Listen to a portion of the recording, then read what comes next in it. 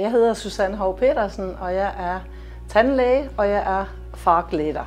Jeg hedder Lise Brauer, og jeg er tandlæge. Vi holder til i Gyldenløvesgade i Kristiansand.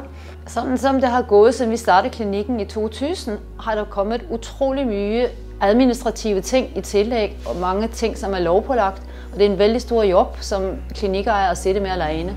Der er det fint at have en kæde og en stor organisation i ryggen, der støtter op og giver vejledning og hjælper. Det vigtigste for os i tandlægerne i Gyldenløvesgade, det er, at patienten er i fokus. Patienten skal føle, at hun bliver set og taget godt vare på.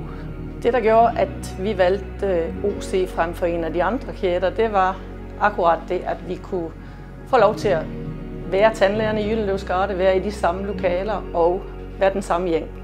Jeg har fået et vældig godt indtryk af OC. Jeg synes, processen har været vældig ryddig, og vi føler, at vi har fået hjælp til de ting, vi har luret på, så vældig godt indtryk.